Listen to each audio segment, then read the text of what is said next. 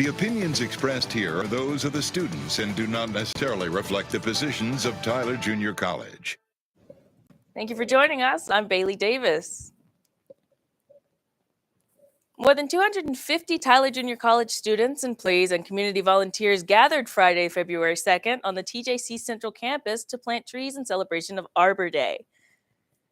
The event included the addition of 50 new trees to TJC's landscape, replacing some that had been lost to old age and extreme weather conditions.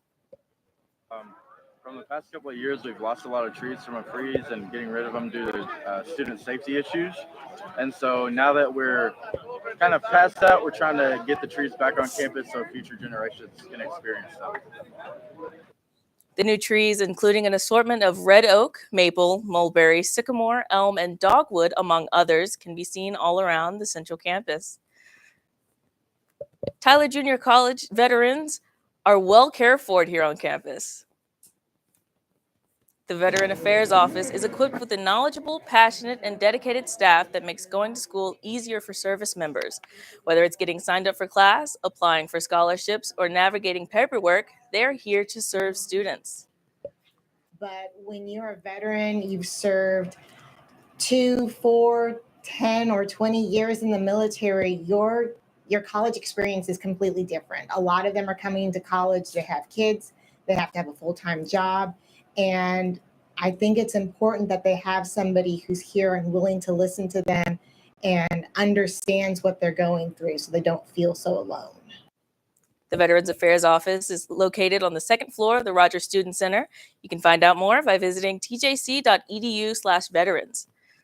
Dr. Jeffrey Barrick, a molecular biosciences professor from the University of Texas at Austin, will be the featured speaker for the 2 public science lectures set Thursday and Friday, February 15th and 16th on the TJC and UT Tyler Central campuses. Barrick's work encompasses bacterial evolution, microbiome insect interactions, synthetic biology, and directed evolution of viruses for phage therapy. His lectures are part of annual Darwin Day activities, and to learn more about this, go to darwindaytyler.org. And coming up after the break, a conversation with Nathan.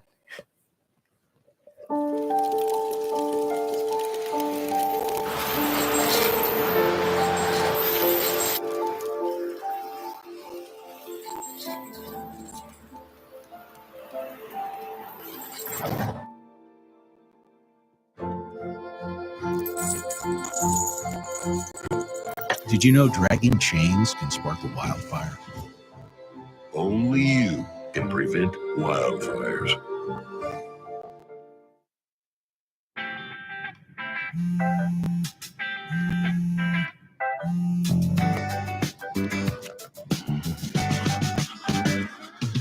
Baby, you see, you're so right for me, and I'm right for you. I love the things you do, like sweet tasting wine. Your lips are so divine. Your loving turns me on. My lonely days are gone. That's why I'm never gonna let you go. Never gonna let you go. Babe, I'm never gonna let you go. No, no, never gonna let you go. Baby, never gonna let you go. Never gonna let you go. Here you go. Thank you. Thank you. Never gonna let you go.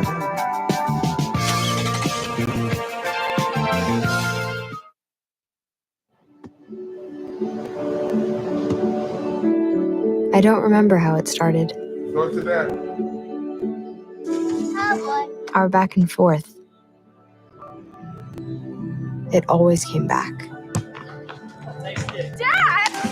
You probably don't remember what you told me, That was perfect. but I heard every word.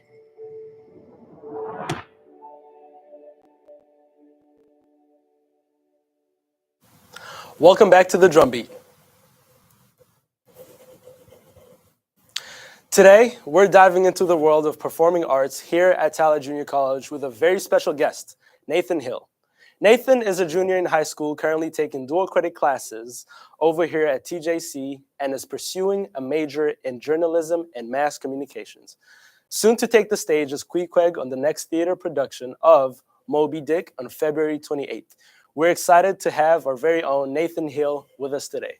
Nathan, thank you so much for being here. Thank you for having me. How are you feeling today? Doing pretty good. It's been a long day, but it's been a long day. Yeah, but we're doing good. Awesome. So the first thing I want to know is, can you tell us about your role as Queequeg in the upcoming production? How do you manage to like relate to the character? Yeah, so Queequeg is he's just a guy from the islands, and he befriends the main character of the show, Ishmael, and they go on an adventure together, and he's kind of just along for the ride. Right. Yeah. Nice. And then can you share with us a little more? Obviously you're from high school, but like what influenced you to like join theater here at TJC? Like what inspires your artistic pursuits, I guess? Yeah. So theater is just a passion of mine, and where I go to school, there's no opportunities there, and so I saw that I would be able to be a part of the theater program here, and I took advantage, and so now I get to do what I love to do every day. Nice. Yeah. Is there a part of like your upbringing that makes you want to pursue like theater and like artistic pursuits? I mean, I'm kind of the black sheep of my family. Okay. I do all of the performing stuff, so I don't know where it came from, but nice. All right, so I want to take the conversation back to the play. Moby Dick is such a classic piece of literary work. In what ways do you think TJC students might relate to some of the themes being presented in such a play? Right. So the original book written by Herman Melville, it's very long.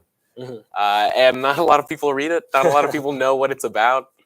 But in our production, it's taking a really cool twist on the story, and the adaptation is really cool. And I feel like TJC students, they'll be able to relate to some of the themes of, feeling lonely and just wanting more out of your life. So, yeah. Wow. That's pretty cool. That's pretty neat. And then for some of you who don't know, me and you have been in a play together over in Legally Blonde. It was last semester. Yes. And then one thing I noticed is, in my experience, preparing for a show can be chaotic or it can be pretty organized from time beyond. And then can you share some insights into what it's been like preparing for a production such as Moby Dick? What is the interaction like between fellow cast members and like the theater community in general? Right. So this production has definitely been an interesting experience for me personally. I've never been a part of a show quite like this. Okay. But we put in the hours for sure, rehearsing about 4 hours every day from 6:30 to 10. And we're really just working on our characters and why we're telling the story and what this story means. Not just, we're doing a play, but really diving deeper into what this character is going through. Okay. Yeah. How many productions again have you been in TJC itself? TJC, I think I've been in 4 so far. Okay. And then this is gonna be 5. This is gonna be your 5th one. This is gonna be my 5th one. In preparation, just preparation wise, do you think this show is being prepared a little differently than all the other ones you've been in? For sure. Okay. For sure. Just the way we do things in rehearsal and what we spend our time on, it's much different than if we were doing Legally Blonde. Right. For sure. All right. Thank you so much. And we will be right back after the break.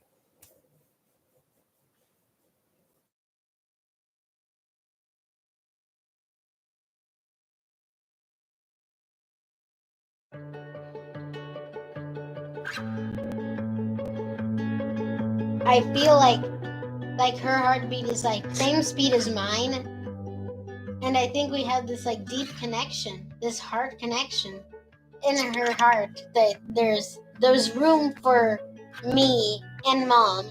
When I'm holding her, it makes me feel calmer. It's a sensory thing. It's a thing with Asperger's. She's really good with Anya. I've seen adults react to my daughter when she has meltdowns, like she's from a different planet. And this little animal just sat next to my child and was just like, it's gonna be cool. She's my superhero. Good job, Kitty Cat. When we adopted Lucky, we discovered all the wonderful things that make her unique. Lucky's a little bit of a lot of things, but mostly she's pure love.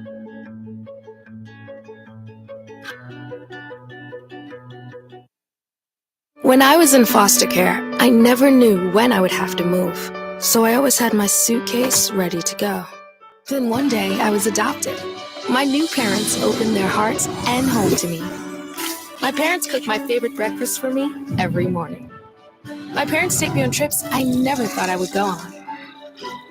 They gave me a home and an even better reason to use that suitcase. My parents aren't perfect, but they're perfect for me. Yo, Scott. Hey. I'm heading out, man. You want to ride? No, I got my car, but I actually really need to go to the bathroom. You know what? I was just in there. The line is like 10 people long. You know, I think I'll just...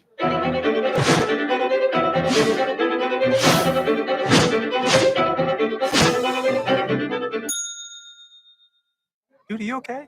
You wouldn't believe what I was just thinking. I am definitely buzzed. Yeah. I think I will take this and I will take that ride home. Smart man. Did you see how the dog was looking at me? Welcome back to the DrumBeat. We're back with Nathan Hill, a high school student taking classes here at Tyler Junior College and a performer in the upcoming show of Moby Dick on February 28th. Nathan, welcome back. Yeah, thank you. Okay, anyways, we were just talking about the production and how we're preparing to do this show. One thing that sticks out in Moby Dick plays is the whale. It's always different and unique in every other show. Yeah. What are you planning to do about that this year? Yeah, so a really cool part of this production is that this story is woven by three fates from Greek mythology. And throughout the show, these three fates, they play different characters. And most notably, they play the whale. They play Moby Dick. And it's really cool. Our three fates are Oakley Serrano, Elise Ray, and Jill Knott, and they're doing a really good job. Nice, nice. That sounds exciting. So I want to date this conversation back to this. As a student performer, it's much like a student athlete. You got to put in the hours of rehearsals and everything else. How do you manage academically versus staying committed to your theater commitments and all that? I feel like I'm still trying to figure that out a little bit. But you know, it's just finding time when I can on my breaks before rehearsal or when we have breaks during rehearsal. I just try to take every opportunity I can. So I'm not trying to cram everything when I get home. I mean, I have done that a few times, but it's just time management and taking all of the time opportunities you have. Absolutely. Yep. And then, so I want to talk about this. There's been thousands of Moby, maybe not thousands, but there's been a lot of Moby Dick performances. How is the Moby Dick here at TJC going to be unique? In what ways do you think? Yeah. That it really comes with the addition of the fates in our version. Ishmael, the main protagonist, is the one telling the story, but it's the fates who are weaving the story and using Ishmael as their vessel to tell the story. It's kind of romanticized through Ishmael's eyes in a way. And, you know, from the direction of our director, Denise Weatherly Green, she's implementing a lot of cool vision into this production. And like we're including movement sequences and sound design, and it's just going to be really cool.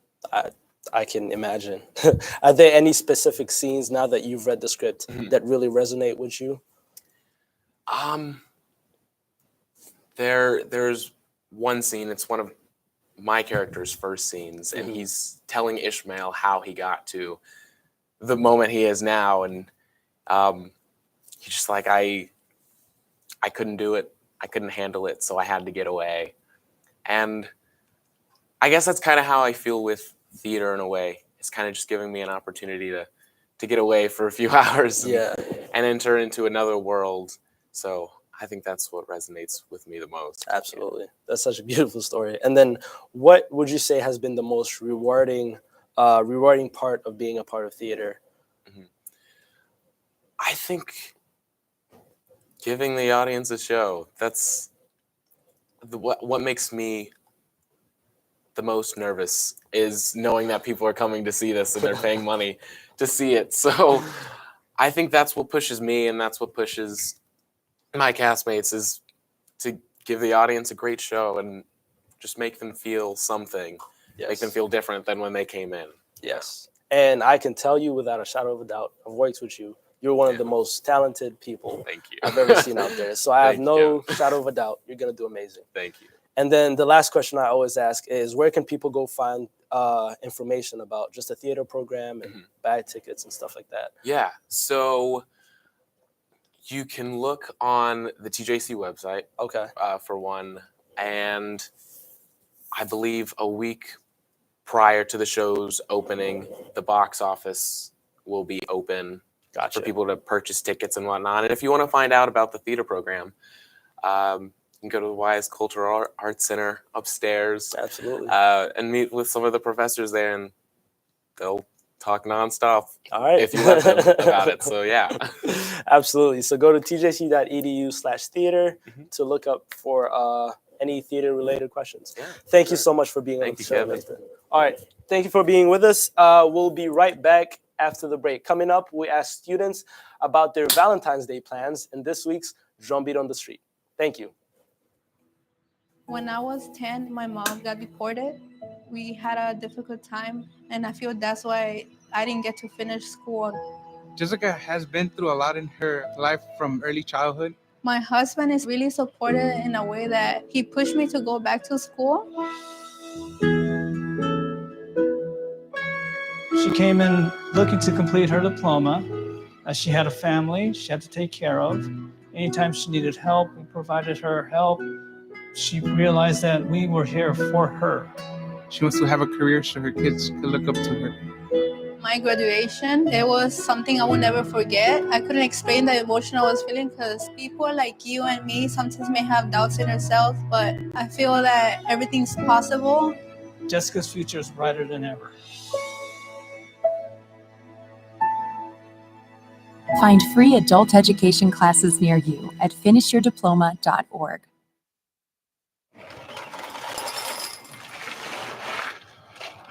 Kids! I don't want to talk about it.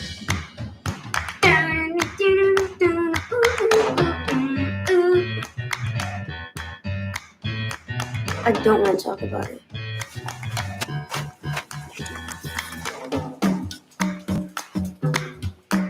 I don't want to talk about it.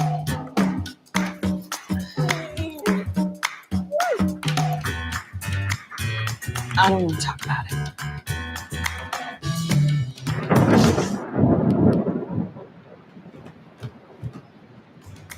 Families don't have to talk about everything, but they should talk about how to plan for an emergency. Kids, you all right? This family's prepared. Get tips and resources to make your family's emergency plan. Go to nyc.gov/readyny or call 311 for more information. Welcome back to the Drumbeat. We have one last story for you. On this week's Drumbeat on the Street, we ask students what their Valentine's Day plans are. We're doing Galentine's. I really don't got no plan, but I'll probably be doing the same thing, just working out and staying out the way. Since I have a boyfriend now, we plan on hanging out for Valentine's Day, probably going out to eat and chilling, like watching a movie and whatnot. I don't really know. Probably just celebrate with my boyfriend, see what he wants to do. Maybe go see a movie, go to the park. I don't know. Me and the girls were doing Galentimes. Yeah, with the girls, and it's going to be really fun because, you know, no boys are involved. Thank you for joining us today. And remember, you can always find the latest news at thedrumbeat.com or by downloading the Drumbeat app. The opinions expressed here are those of the students and do not necessarily reflect the positions of Tyler Junior College.